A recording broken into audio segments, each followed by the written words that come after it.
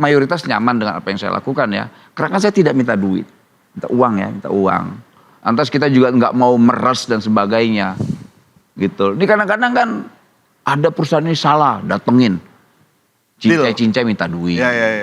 Akhirnya pengusaha-pengusaha juga muak ngeliat hal ini. Abang udah ada yang pernah nawarin belum? Kalau nawarin banyak sebetulnya. Tapi gue nggak mau, gue harus menjaga integritas. Berapa bang nawarinnya? Banyak. Angkanya lumayan lah. Menurut gue itu bisa sejahtera kok untuk berapa tahun lah. Gitu, yang jelas pasti miliaran gitu. Pasti miliaran, gak mungkin kecil. Akhirnya gue bisa ngebaca, oh iya. Contoh sederhana lah, misalnya platform digital. Ya itu mereka berkali-kali lah ada upaya-upaya untuk melakukan tindakan-tindakan yang kayak begitulah kan. Tapi gue bilang gak bisa. Gue harus golkan dulu keinginan para driver ojek online. Setelah itu kalian mau ngasih bonus terserah.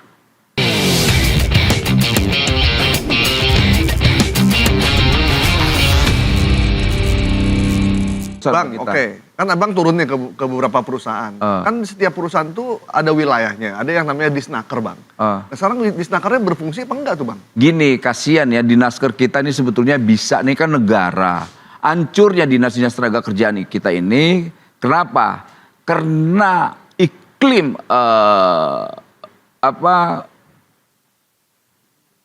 pejabatnya itu tidak mampu ketika menghadapi para pengusaha-pengusaha ini yang di belakangnya itu backingnya besar. Kenapa? Pertama itu. Nggak takut sama ancaman atau? Pertama pasti takut ancaman. Kedua kadang-kadang ya mereka juga lihat misalnya menterinya, pejabatnya gitu. Pejabatnya itu dari partai A, B, C, F, D, G dan sebagainya. Ternyata punya relasi dengan perusahaan itu, akhirnya nggak berani. Nah kalau saya kan saya tahu semua nih. Ini perusahaan-perusahaannya. Ini kayak Lion ya kan, dia anggota dewan sana, saya nggak peduli, saya tabrak. Yang ini kenal dengan menteri ini, saya tahu tuh, saya tabrak nggak peduli. Yang ini dekat dengan pejabat ini, saya tabrak, nggak ada urusan. Karena kita harus menegakkan aturan. Loh, republik ini mau berwajahnya seperti ormas atau republik, tinggal pilih aja. Kalau mau seperti ormas ya silakan liar bangsa ini. Jadi liar, yang takut pengusaha, ya akhirnya kita juga takut gitu loh. Nah ini kan kita lagi mau tertibkan republik ini. Supaya tidak apa? Tidak ancur-ancuran seperti ini, ugal-ugalan. Makanya saya suka sekali kemarin ketika Presiden menyampaikan berkali-kali. Peraturan menteri atau pertek-pertek yang kira-kira menyesatkan, membuat usaha jadi susah. Hapus. Nah itu kita suka tuh. Ada sebuah ketegasan dan kehadiran negara. Selama ini kan ya jujur aja. Hancurnya bangsa ini karena tidak ada aturan yang pasti. Karena semua berlomba buat aturan dan berlomba untuk mencari duit. Nah kalau daerah sekarang jajal aja tuh bikin aturan lo. Ditimpe lo sama Prabowo. Itu. Nah kalau kayak sekarang saya nggak ada urusan. Bang, itu yang ke Lion belum ada telepon dari ketum partai. Takut kali ini. Jadi Pak Wamen. Om Aiman. Sebentar aja. Thank you. Udah berapa ijazah yang dikumpulin, yang dikembaliin? Yang jelas total ijazah yang sudah dipulangkan dari hasil laporan kita itu sudah ada sekitar ratusan ribu. Ratusan ribu? Ratusan ribu. Dari berapa perusahaan? Ya pasti ratusan iya. Ya tiba-tiba mereka pada takut gue sidak. Pada takut lah. Jadi nggak semua hasil sidak? Enggak. Ada yang suka rela balik? Langsung bikin bendera putih. Oke. Berapa? Ratusan ribu dari berapa perusahaan? Dari sekitar ada berapa ribu. Kalau yang sudah kita sidak kan ada puluhan ya. Perusahaan. Nah setelah kita sidak pada ketahuan di sidak. Kayak di Surabaya itu daerah kawasan industrinya sudah sekitar ada ratusan perusahaan yang langsung mengembalikan dengan sukarela dan membawa bendera putih. Daripada gue sidak ya kan. Nah di Jakarta juga sama. Jakarta itu dari yang merasa perusahaannya besar, punya backing jenderal, pejabat dan sebagainya, juga angkat bendera putih. Oh iya, banyak. Wirawan kayak jenderal masih aktif? Ya macem-macem lah, macem-macem. Enggak macem-macem, dari yang purna sampai yang tidak purna. Gitu. Terus ada yang telepon nggak? Emang berani telepon gue? Itu, ya ada. Kalau Lion telepon gue, Lion telepon gue. Apa katanya? Kata Lion bla bla bla bla. Tapi gue bilang gini. Kenapa ya? Yang nelfon siapa? Si siapa ya? Ntar dulu si Anaknya apa bapaknya? ya pokoknya salah satu petingginya lah, gua nggak mau nyebutin namanya. Terus bilang apa? Ya bilang untuk ya dia coba ingin menegosiasikan soal penalti. Kan penalti tinggi banget itu, puluhan juta. Mungkin menurut mereka kecil ya, tapi menurut pekerja atau misalnya kayak pramugara, security, buruh teknisi dan sebagainya itu kan besar. Sekian puluh juta loh, 40 juta sampai 100 berapa juta lah. Dan itu bisa dinegosiasikan. Dan saya nggak mau bernegosiasi. Dan nggak mau bernegosiasi. Dan saya nggak mau. Tapi Pulangin. bahaya dong. Kenapa? Bahaya dong, karena kan bisa mengganggu iklim investasi, Enggak. produksi, usaha. Enggak. Enggak. Apa yang diganggu? Pertama kita tidak minta uang ya. Kita tidak meres, kita tidak minta saham. Penaltinya tadi? Penalti juga kan nggak boleh. Itu pemerasan Oh, penalti itu diminta ke mereka. ke mereka.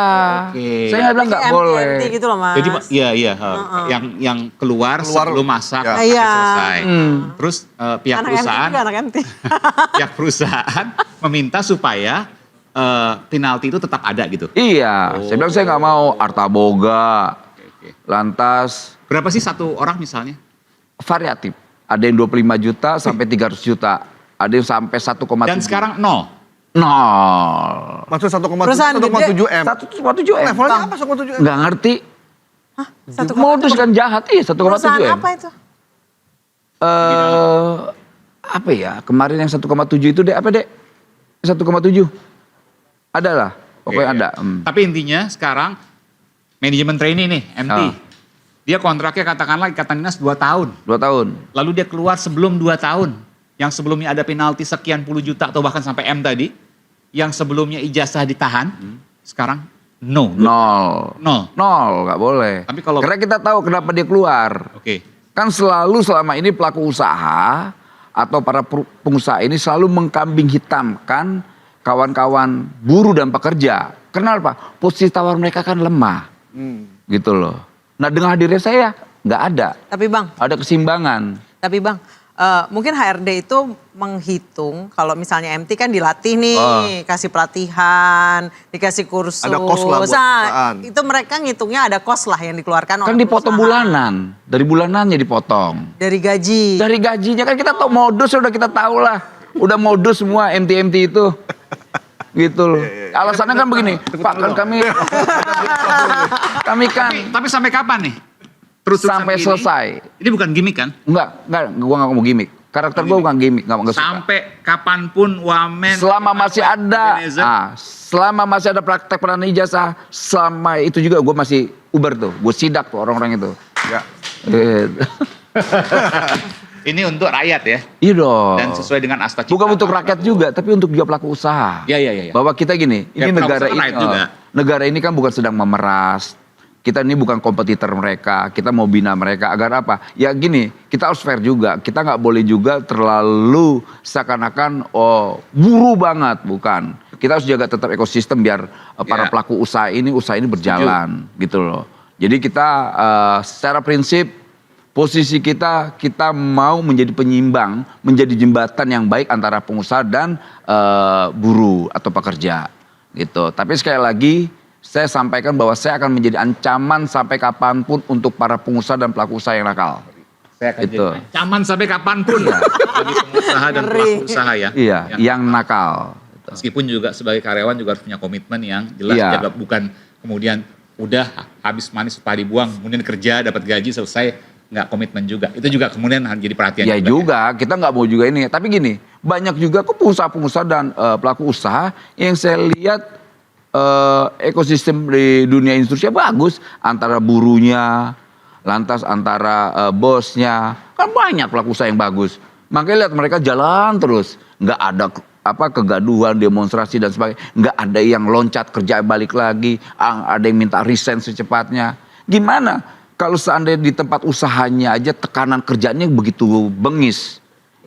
Fitnah lah. Maaf kadang-kadang merintahnya dengan kata-kata binatang. Merintah karya banyak. Gitu loh, banyak itu. Apa itu kemarin kita sidak itu.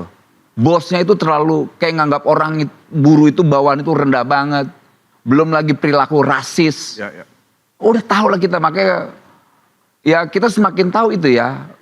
Nah ini kan luar biasa. Di pemerintahan Pak Prabowo, di kementerian itu baru 2 minggu sudah mengeluarkan 2 SE. Surat edaran soal nggak boleh lagi penanaman ijazah, kemudian soal rekrutmen syarat, itu nggak boleh lagi tuh yang good looking lah, umur lah, usia, belum menikah lah, maaf yang perempuan ditanya perawan atau belum, apa enggak, belum ukuran BH, itu benar, itu realita. Serius, itu realita. Itu ada. Iya, itu realita. Kita nggak bohong itu. Itu perusahaan di bidang apa itu? Saya nggak tahu lah. Bukan. Ya banyak kan ya, modeling misalnya kali. pabrik-pabrikan. Pabrik. Gitu. Pabrik? Apa pabrik? Apa kaitannya pabrik sama pakaian dalam? Makanya saya bilang Ini bukan pabrik pakaian dalam, pabrik pakaian dalam. Nggak perlu juga tahu Lah iya, itu. apa urusannya gitu loh. Itu kan kenakalan, itu pelecehan seksual. Iya. Bisa Tapi kan dilaporkan mereka ini kan nggak para pencari kerja ini kan karena posisinya lemah, akhirnya dia iya aja lah gitu loh. Dan itu kan mulai banyak yang ngadu.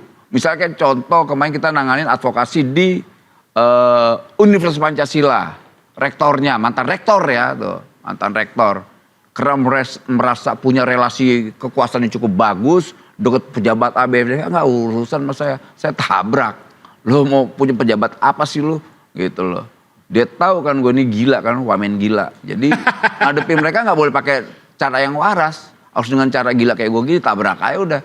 Gitu loh. Bang, kalau lagi sidang kabinet nggak ada menteri atau yang lain yang protes atau lapor gitu. Ini wamen nih kayaknya udah agak berlebihan nih gitu. Nggak ada. Pertanyaan berubah. Ini kan katanya wamen gila, mana-mana bikin heboh. Ditelepon let call Teddy. Pertanyaan terakhir. Gini. Pamit dulu ya, Pak ya. Silakan. Gue jawab dulu, jangan kabar gue mau jawab nih. Kalau soal teguran dan sebagainya, selama itu bagus, saya rasa ya paling pernah tegur gini, jangan terlalu kenceng, maraton aja, jangan speed kebut. Iya. Saya sih tahu pesannya. Maksudnya Siapa yang negur bang? Gue kasih tau nggak ya? Kasih tahu aja nanggung bang. Gitu. Tapi yang pasti positif gitu ya, pasti positif lah. Kedua, saya kan orangnya sedikit keras tapi punya prinsip ya. Waktu pertama saya ditegur, saya milih untuk mendingan dipecat. Orang gue kan kerja buat presiden kita. Ya. Karena saya harus mampu menerjemahkan apa yang menjadi keinginan presiden kita semua. Gitu loh. Oh presiden keinginannya ini, ya udah kita harus terjemahkan gitu loh. Gue harus mampu menerjemahkan apa yang menjadi pemikiran dan apa yang harus gue tindak terhadap pemikiran yang diinginkan oleh presiden kita. Karena gue kan pembantunya, ya kan. Pembantu kedua lah, ada menteri, ada wamennya. Gitu. Pembantu pertama itu menteri, keduanya gue. Jadi kita harus mampu menerjemahkan apa menjadi keinginan presiden kita. Makanya salah satunya ini, dekat dengan rakyat, melayani rakyat, jangan sakiti hati rakyat. Bang Noel, fenomena anak muda sekarang sulit dapat kerja, bahkan lulusan S2 sekalipun susah katanya dapat kerja. Ini pandangan-pandangan saya, Mas Gaib gitu. Sebenarnya lapangan kerja ada-ada aja, cuma anak-anak sekarang aja milih. Ya gini, kita negara nggak Terlalu boleh. pemilih. Selain memilih Menurut juga Bang Noel kadang-kadang nggak ketemu apa yang diinginkan industri. Oh enggak Ya, match itu ya. benar. Itu nggak benar. match. Itu realitanya. Kedua, banyak juga keluhan industri kita, anak-anak sekarang ini manja. Tapi saya tidak mau ikut narasi para pengusaha. Ya, setuju. Gitu, saya nggak mau. Gitu. Saya tetap yakinkan bahwa kawan-kawan anak-anak milenial ini punya semangat kerja Gen Z tinggi. dong, Gen Z, milenial saya. oh iya Gen kita milenial. Gen Z ini tetap punya semangat kerja selama tempat pekerjaan itu membuat mereka nyaman. Seharusnya pelaku usaha bisa beradaptasi dengan situasi sekarang. Gitu. Situasi sekarang ini kan nggak seperti 10 tahun 20 tahun yang lalu, ya kan? Mereka butuh space, butuh apa. Kan saya lihat ada beberapa gedung hotel di Jakarta. Anak-anak muda semua tuh kerjanya di mana, enak semua. Dia butuh ruang terbuka, ruang kebebasan. Agar apa? Keluar kreativitas mereka dalam bekerja. Gitu loh. Tidak dibawa tekanan-tekanan yang membuat mereka malah kabur. Selain tempat pekerjaan dan gaji. Pokoknya apapun saya lihat di industri ya atau pelaku usaha. selama gajinya sesuai, saya yakin mereka tuh nggak ada yang nakal, gitu loh. Kedua, selama pekerjaan itu tidak dibawa terlalu tekanan yang terlalu tinggi, juga mereka nyaman, gitu loh. Mereka senang-senang aja, fine-fine aja. Bang Noel, saya nggak tahu ya, maksudnya anak sekarang yang lebih realistis menghadapi hidup, kayak misalnya mereka gaji kecil mereka nggak mau, atau angkatan kami nih, saya Mas Gaib yang pasrah-pasrah kayak kami gaji di bawah UMR, oh ya udah nggak apa-apa, yang penting kerja dulu gitu. Nah inilah generasi loser namanya, generasi kalah. Mereka nih generasi kritis. Itu dia itu. Mereka generasi Saya kritis. suka mikir nih mereka nih sebenarnya kritis. Kritis, makanya saya nggak mau Dulu ikut kan kita narasi. ditanya mau digaji berapa, ya sesuai kemampuan perusahaan aja. Nah, itu generasi terserah kalah, aja gitu. loser. Karena gini, karena tidak ada ketentuan pasti yang dilakukan oleh negara. Ketika Negara harus itu. memastikan dong, ini nggak boleh, ini nggak boleh, ini udah itu ketentuan negara, nggak boleh kalian abaikan. Ya. Gitu. Ketika ketentuan ini kalian langgar, kami akan melakukan yang namanya tindakan gitu loh. Nah itu maksud saya itu yang penting gitu. Kita butuh aja negara ini seperti ini. Nah ini yang kita minta ke para pelaku usaha, dan mereka mayoritas nyaman dengan apa yang saya lakukan ya. Karena kan saya tidak minta duit, minta uang ya, minta uang. Lantas kita juga nggak mau meres dan sebagainya, gitu. Ini kadang-kadang kan ada perusahaan ini salah, datengin, cincai minta duit. Ya. Akhirnya pengusaha-pengusaha juga muak ngeliat hal ini. Abang udah ada yang pernah nawarin belum? Kalau nawarin banyak sebetulnya. Tapi gue nggak mau, gue harus menjaga integritas. Berapa bang nawarinnya? Banyak. Angkanya lumayan lah. Menurut gue itu bisa sejahtera gue untuk berapa tahun lah. Gitu, yang jelas pasti miliaran gitu. Pasti miliaran, gak mungkin kecil. Akhirnya gue bisa ngebaca, oh iya. Contoh sederhana lah, misalnya platform digital. Ya itu mereka berkali-kali lah ada upaya-upaya untuk melakukan tindakan-tindakan yang kayak begitulah kan. Tapi gue bilang nggak bisa. Gue harus golkan dulu keinginan para driver ojek online. Setelah itu kalian mau ngasih bonus terserah. Nih nanti KPK denger nih jadi barang bukti nih. Tapi prinsip saya itu, yang penting ketika perjuangan ini udah selesai, lantas apa yang menjadi cita-cita kawan-kawan yang saya perjuangkan dan ketemu dengan apa yang saya inginkan juga, silakan kalian ngasih bonus. Karena abang udah nyinggung soal ojek online, kita elaborasi sedikit soal itu bang. Oke. Nah jadi sekarang situasinya seperti apa nih? Hubungan Harapan antara- mereka tidak jadi mitra ya, tapi Iya. karyawan. Ada yang bilang ya udah jadi mitra aja asal adil. Bahkan katanya kalau jadi karyawan malah justru nggak semuanya bisa terserap. Dan Ya itu ini berat kan buat perusahaan. ini kan menjadi debatable ya antara menjadi mitra karyawan. Tapi kita tetap harus cari rumusan yang pas. Karena ini kan di ekonomi platform digital ini kan kita harus mampu mencari yang pas pada posisi mereka. Karena sekali kita salah ngambil keputusan, salah mendefinisikan, akhirnya hancur semua tuh. Gitu. Iya. Dan kita tidak mau ngambil keputusan yang gegabah. Gitu. Kita mau naruh mereka di mana? Dia sebagai mitra, mitranya seperti apa definisinya? Gitu. Kalau sebagai pekerja, pekerja seperti apa? Gitu. Nah kemarin saya diskusi banyak tuh sama platform digital itu ya. Pak, mendingan mereka sebagai konsumen. Ada option lain ternyata gitu loh. Konsumen itu seperti apa ya? Dia bilang, ya lu kan kita ini penyedia ininya Pak. Ya mereka kita anggap konsumen Pak. Gitu. Wah ini option bagus juga. Lantas kerugiannya di mana? Kekurangannya di mana? Kelebihannya di mana? Dia jelaskan, dia rasionalisasi. Ini loh Pak, keuntungan dari drivernya. Oh iya. Akhirnya saya bilang, oh iya rasional. Lantas ada juga misalnya Kementerian UMKM, dia bilang, well mendingan UMKM deh well, jadi aman dia. Oh iya UMKM, ini kan banyak option nggak bisa. Gini, di era sekarang ini di pemerintahan Pak Prabowo Gibran kan semua kabinet itu kan mudah sekali ya kolaborasi, komunikasi dan sebagainya. Jadi semua ini kita komunikasikan, apalagi ada Kementerian Ekonomi Kreatif. Bisa juga di gue tuh bro katanya. Bisa juga di karena kan gue melihatnya bahwa ini kan dari aspek ketenaga kerjaannya. Tapi kita nggak boleh kaku dong. Oh iya kalau seandainya UKM bisa, ya di UKM aja coba. Tapi posisi mereka ini seperti apa nih? Biar mereka juga nyaman gitu loh. Yang paling penting itu kan negara bisa hadir bersama mereka itu. Ya. Poinnya itu. Jangan kita larut dengan definisi-definisi yang salah. Kita jangan larut dengan keputusan-keputusan yang salah. Ketika salah definisi, salah keputusan, hancur semua. Bijak juga ya ternyata ya. Orang ngeliatnya. Gak cuma dar-dar-darnya doang ya. Gue lagi semangat-semangat. Nah, kita kalau mau daftar platform kan kita ngasih nama. kita Sebetulnya ngasih- bukan platform digital aja. Itu banyak kita bisa gugat tuh yang kemarin bikin-bikin apa tuh hack lah apalah Iya, tuh. iya. Pertamina apalah apa. Ya nggak boleh sembarangan, data itu nggak boleh. Kok semua lembaga boleh data, jangankan data. Di mal-mal itu aja yang jualan-jualan motor apa itu minta data nomor Data. telepon. Iya, Itu nggak boleh sebetulnya. Makanya sebenarnya negara ini kok begini ya. Murah sekali ya minta data warga negaranya. Gitu loh. Untung kemarin tuh ada aplikasi apa lagi, Word namanya ya, di Bekasi. Ya yang Moto oh, dikasih 800.000 kan retina untung mata. aja tuh. Siapa Kemdigi itu cepet ngambil keputusan.